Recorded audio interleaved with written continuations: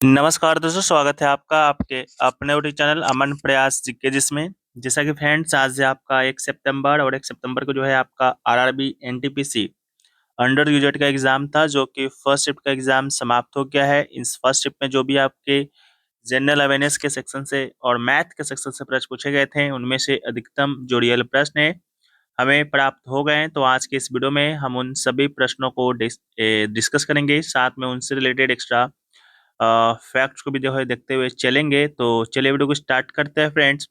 बिना किसी देरी के इससे पहले अगर आप लोग चैनल पे नए हैं, चैनल को जो है सब्सक्राइब कर लीजिएगा। अगर आप लोगों ने चैनल को सब्सक्राइब कर रखा है, नोटिफिकेशन बेल को जो है ऑल पर क्लिक कर लीजिएगा।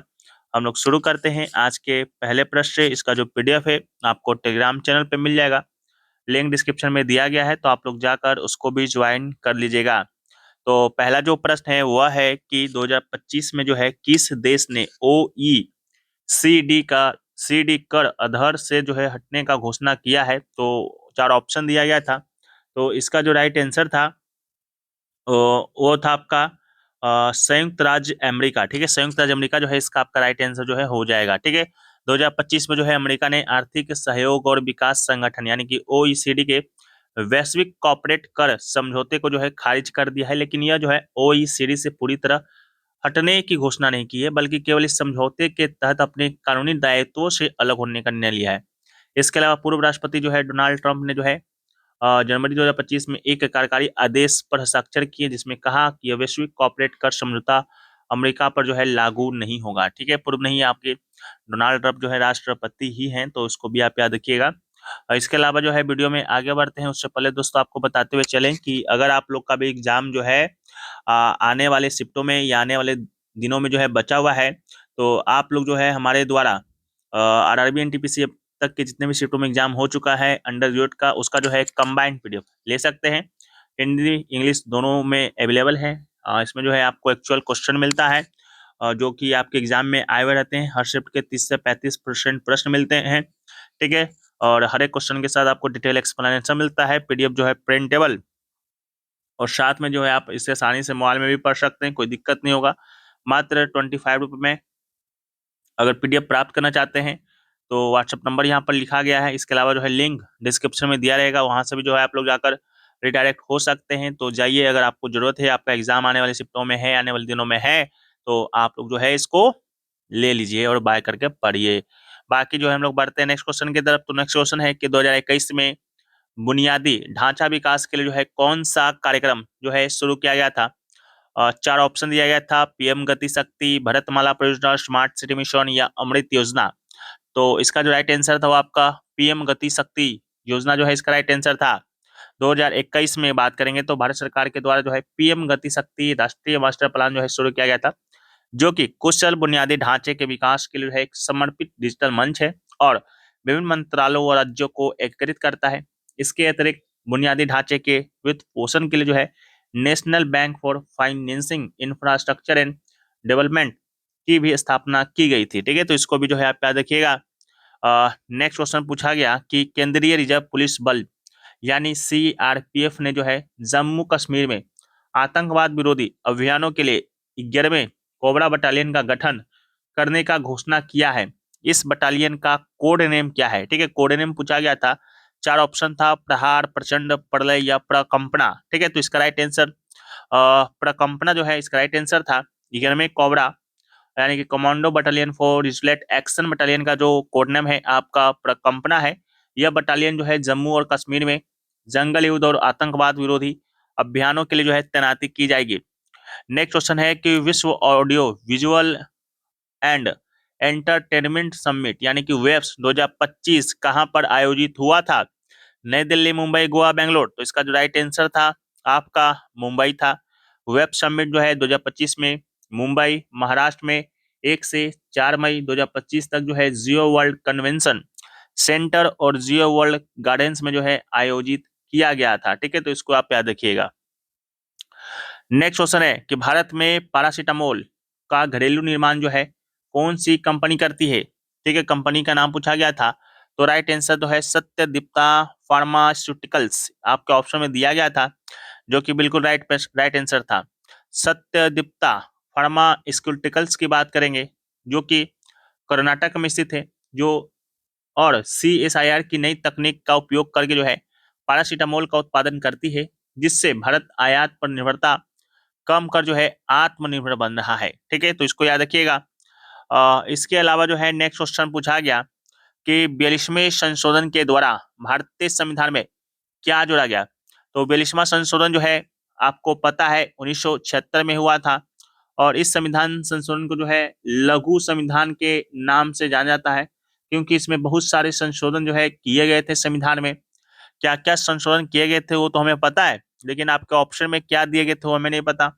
ठीक है, तो जो अभी हम यहाँ पर आपको बताएंगे वही सब चीज जो है शायद आपके ऑप्शन में दिया गया हो, तो उसको एक बार आप लोग देख लीजिएगा, और जो है आप लोग कमेंट सेक्शन में जो है एक बार बता दीजिएगा कि आपके ऑप्शन में जो है क्या दिया गया था। ठीक है, तो सबसे पहले जो है 1976 के 42वें संविधान संशोधन के माध्यम से जो है प्रस्तावना में जो है 3 शब्द जोड़ा गया था।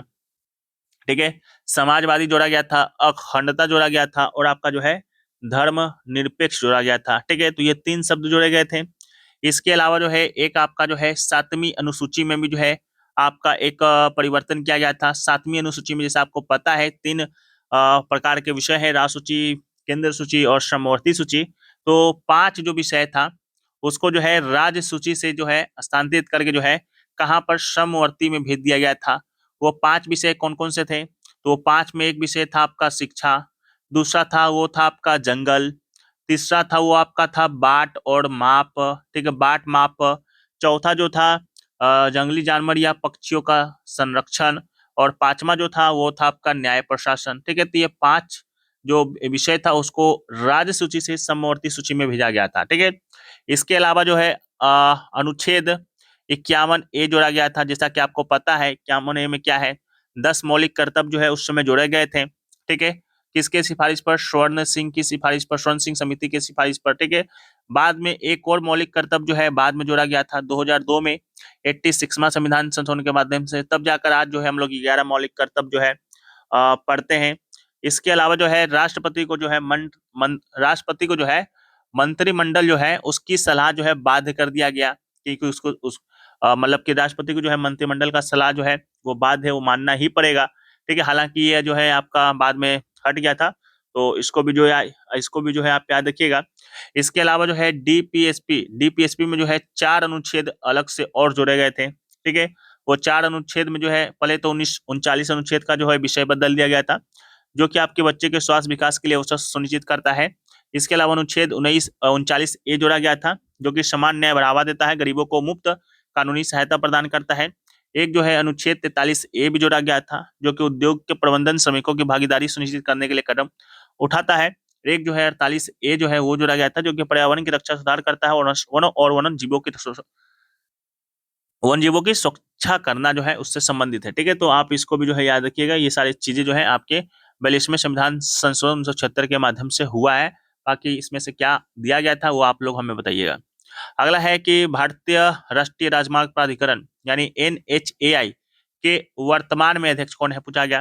तो भारतीय राष्ट्रीय राज्य मार्ग प्राधिकरण NHAI के जो वर्तमान में अध्यक्ष हैं श्री संतोष कुमार यादव, जो एक वरिष्ठ भारतीय प्रशासनिक सेवा यानी कि IAS अधिकारी हैं, और दिसंबर 2022 से जो है इस पद पर बने हुए हैं। ठीक है, तो आप इसको भी जो है याद रखिएगा, ये भी प्रश्न आपके एग्जाम में पूछा गया। इसके अलावा जो है नेक्स्ट क्वेश्चन पूछा गया, रानी लक्ष्मीबाई ने जो है 1857 के संतावन का जो विद्रोह का जो नेतृत्व है वह आपका कहाँ से किया था। तो रानी लक्ष्मीबाई ने जो है 1857 के विद्रोह का जो नेतृत्व है झांसी से किया था। तो राइट आंसर जो है आपका झांसी हो जाएगा। उन्होंने तात्या टोपे की मदद से विद्रोह का जो है नेतृत्व किया, और बाद में ग्वालियर में भी जो है संघर्ष किया, जहां जून 1858 में जो है उनका निधन हो गया था। ठीक है, तो आप इसको भी याद रखिएगा। नेक्स्ट क्वेश्चन है, हर्षवर्धन से संबंधित कौन सा अभिलेख है। ठीक है, चार अभिलेख या शिलालेख के नाम दिए गए थे, जिसमें से एक जो शिलालेख था बासखेड़ा शिलालेख, जो कि आपका राइट आंसर था, यही आपके ऑप्शन में दिया गया था। इसके अलावा हर्षवर्धन के काल के कुछ महत्वपूर्ण शिलालेखों की बात करते हैं, जिसमें आपका बासखेड़ा शिलालेख, मधुमन प्लेट शिलालेख, सोनपत प्लेट शिलालेख, नौसारी ताम्रपत्र शिलालेख शामिल है। ठीक है, ये शिलालेख जो है हर्षवर्धन के शासनकाल, प्रशासन, वल्लभी विजय जैसे महत्वपूर्ण घटनाओं के बारे में जानकारी प्रदान करता है।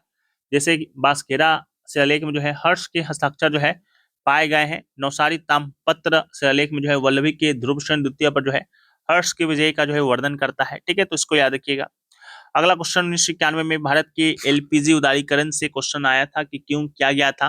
ठीक है, तो 1991 में भारत के एलपीजी यानी कि उदारीकरण, निजीकरण, वैश्वीकरण जो है किया गया था क्योंकि एक गंभीर आर्थिक संकट से जो है भारत हमारा गुजर रहा था। इस नीति का उद्देश्य भारतीय अर्थव्यवस्था को अधिक मजबूत, खुला और बाजार उन्मुख बनाना था।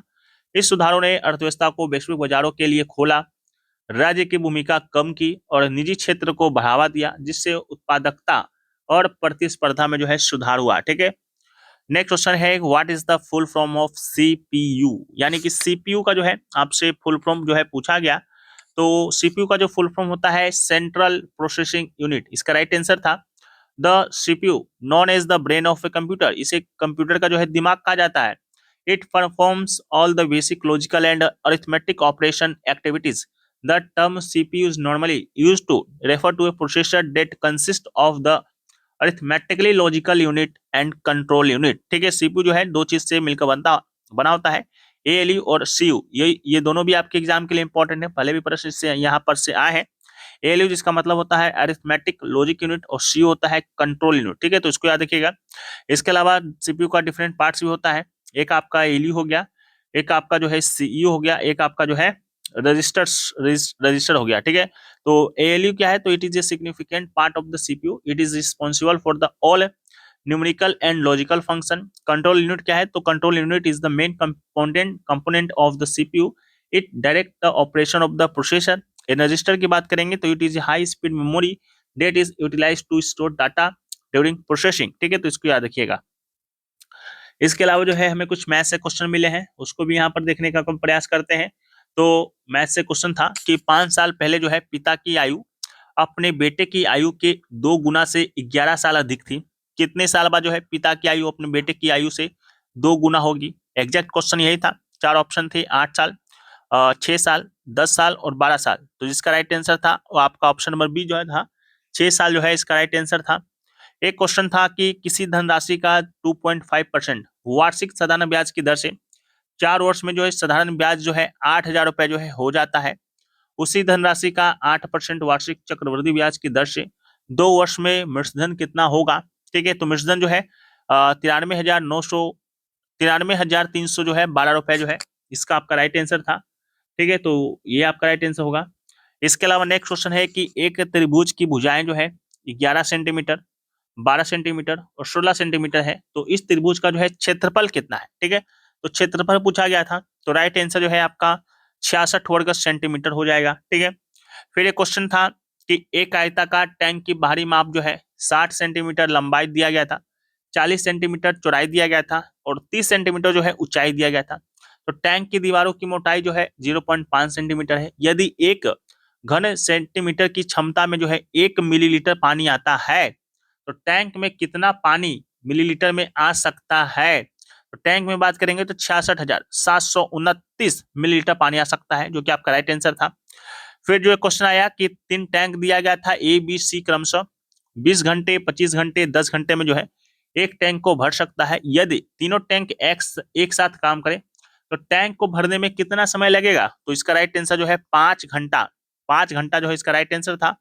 अगला है कि ए में कोर्स में जो है 4 महीने के लिए निवेश करता है, एन से 39,000 रुपए अधिक निवेश करता है, जबकि एन 7 महीने के लिए निवेश करता है। कुल लाभ जो है 40 रुपए है, जिसमें एम को एन से लगभग 850 रुपए अधिक लाभ प्राप्त होता है। तो एन ने कितने रुपए निवेश किए?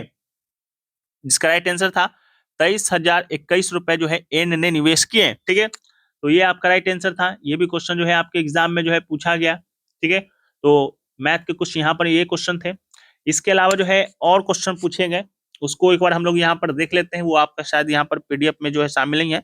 हाँ, यहाँ पर एक क्वेश्चन और पूछा गया 5.1 और 0.102 का जो है लघुत्तम समाप्त वर्तक यानी एलसीएम ज्ञात करे। तो इसका एलसीएम जो निकल कर आएगा 2.55। ठीक है, इसका राइट आंसर जो है हो जाएगा। इसके अलावा जो है और क्वेश्चन पूछे गए, उसको यहाँ पर हम लोग देख लेते हैं क्या क्या क्वेश्चन जो है पूछा गया। जैसा कि जो एक क्वेश्चन पूछा गया आपसे कि राज्य मैंने जैसे बिहार हो गया ना, बिहार हो गया आपका, इसके अलावा जो है तो राज्य में जो है मंत्रियों की शपथ जो है कौन दिलाता है, ठीक है। तो राज्यों में जो है मंत्रियों की शपथ जो है कौन दिलाएगा, वही दिलाएगा जो सीएम को शपथ दिलाएगा, ठीक है। तो गवर्नर यानी कि राज्यपाल जो है इसका राइट आंसर हो जाएगा, ठीक है। तो भारत के संविधान के अनुसार जो है राज्यों में जो है मुख्यमंत्री को और अन्य मंत्री को शपथ जो है कौन दिलाता है, राज्यपाल दिलाता है। अनुच्छेद पूछेगा कौन से अनुच्छेद के अंतर्गत, तो 164 के सब क्लोज 3 के अंतर्गत, ठीक है। और शपथ का जो स्वरूप है वो किस अनुसूची में दिया गया है, तो थर्ड अनुसूची यानी कि थर्ड शेड्यूल में दिया गया है, इसको भी याद रखिएगा, प्रश्न ये पूछा गया। इसके अलावा जो है क्वेश्चन पूछा गया आपसे एनडीआरएफ एक्ट, ठीक है। एनडीआरएफ एक्ट जो है वह कब लागू हुआ था, तो एनडीआरएफ एक्ट की बात करेंगे तो ये 26 दिसंबर 2005 को जो है लागू हुआ था। एनडीआरएफ का जो है आप लोग फुल फॉर्म भी याद कर लीजिएगा, फुल फॉर्म जहां पर आपके एग्जाम में आ रहा है, तो नेशनल डिजास्टर जो है response, national disaster response force जो है इसका फुल फॉर्म होता है। यह अधिनियम 2005 में आया था, ठीक है, उसी के तहत जो है गठित किया गया था। इसका उद्देश्य क्या है, जैसे कि प्राकृतिक या मानव निर्मित आपदा आ जाता है उससे निपटना, उसमें सहायता करना। बाकी इसका जो हेड क्वार्टर है एनडीआरएफ का वो आपका न्यू दिल्ली में है, तो इसको भी आप याद रखिएगा। और इसके अलावा जो है महानिदेशक जो है आईपीएस अधिकारी होते हैं। नोडल मंत्रालय की बात करेंगे, किस मंत्रालय के अधीन ये काम करता है, तो ये जो है गृह मंत्रालय के अंतर्गत जो है आपका काम करता है, तो इसको भी याद रखिएगा। एक क्वेश्चन आपका आया अंतरराष्ट्रीय समय, अंतरराष्ट्रीय समय यानी कि जो है अंतरराष्ट्रीय समय यानी कि जीएमटी पर जो है जीएमटी किस डिग्री पर सेट है, ठीक है, किस डिग्री पर सेट है, इस प्रकार का क्वेश्चन जो आपका आया था, जिसका राइट आंसर था 0 डिग्री, यानी ग्रीन विच मीन टाइम जो है 0 डिग्री पर सेट है, तो इसका राइट आंसर जो है 0 था। इसके अलावा जो है 0 डिग्री से गुजरने वाली रेखा जो है वो क्या कहलाता है, वो कहलाता है प्राइम मेरिडियन, ठीक है। और भारत का मानक समय की बात करते हैं, भारत का मानक समय यानी कि आईएसटी कितना है, वो जो आपका है जीएमटी से जो है 5 घंटे 30 मिनट जो है अधिक है, ठीक है। तो इसको भी याद रखिएगा। एक क्वेश्चन और पूछा गया कि जो है न्यूरॉन्स के बीच जो है गैप जो होता है उसको जो है क्या कहा जाता है, तो न्यूरॉन्स के बीच जो गैप्स होता है इसको कहा जाता है सिनेप्स, ठीक है। तो इसका राइट आंसर जो है आपका सिनेप्स हो जाएगा, ठीक है। न्यूरॉन जो है तंत्रिका कोशिकाएं की आपका ऐसा यूनिट है और आपस में जुड़े रहते हैं, उसमें थोड़ा सा गैप होता है जिसे सिनेप्स कहा जाता है, ठीक है। तो इसको भी जो है आप याद रखिएगा। बाकी ये सब जो है नर्वस सिस्टम का पार्ट है। मानव मस्तिष्क में बात करेंगे तो लगभग जो है 86 अरब न्यूरॉन्स जो है वो आपका पाया जाता है। सबसे लंबा न्यूरॉन की बात करेंगे, सबसे लंबा न्यूरॉन वो है आपका स्टैटिक नर्व, जो कि मानव पैर में जो है पाया जाता है, ठीक है। तो इसको भी याद रखिएगा, ये भी क्वेश्चन जो है आपके एग्जाम में आया। इसके अलावा में भी शायद एक क्वेश्चन आपका जो है आर्टिकल 6 से आया था, ठीक है। अगर आर्टिकल 6 से क्वेश्चन आपके आए होंगे तो उसको भी आप लोग सही कर लीजिएगा। आर्टिकल 6 जो है क्या कहता है, तो पाकिस्तान से भारत आए कुछ व्यक्तियों को नागरिकता के अधिकार से संबंधित है, ठीक है। तो पाकिस्तान से रिलेट करके इसको जो है आप याद रखिएगा, ये क्वेश्चन में भी आपके एग्जाम में पूछा गया। फिर जो है क्वेश्चन पूछा गया पोर्टफोलियो जो है वो कौन जारी करता है, इस प्रकार का प्रश्न जो है आपके एग्जाम में आया था, ठीक है। तो देख लीजिएगा। बाकी जो है हमें तो ज्यादा एग्जैक्ट क्वेश्चन नहीं मिला है।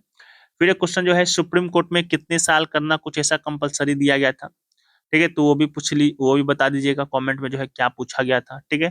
तो यही सारे क्वेश्चन जो है आपके एग्जाम में आए। बाकी और भी क्वेश्चन हमें मिलेंगे तो हम जो है पीडीएफ में शामिल कर देंगे। पीडीएफ जो है आपको टेलीग्राम पे मिल जाता है, लिंक उसका डिस्क्रिप्शन में दिया गया है। और आपको जो है अगर आपका एग्जाम आने वाले दिनों में बचा हुआ है तो आप लोग जो है अभी तक के जितने भी शिफ्टों में एग्जाम कंडक्ट हो चुके हैं, तो आप लोग जो है अभी तक के जितने शिफ्टों में एग्जाम हुआ है उसका पीडीएफ पढ़ सकते हैं, ठीक है। हिंदी इंग्लिश दोनों में है। कल तक 29 अगस्त तक का पीडीएफ आप भी लीजिएगा तो मिलेगा। रात तक आपको 1 सितंबर का मिल जाएगा। फिर अगर आपका कल एग्जाम होगा तो कल का मिल जाएगा, ठीक है। सभी दिनों का पीडीएफ आपको एजिटिव मिलता हुआ चला जाएगा, ठीक है। लिंक डिस्क्रिप्शन में है, कमेंट सेक्शन में पिन है, जाइए इसका भी आप लोग लाभ उठाइए। जय हिंद।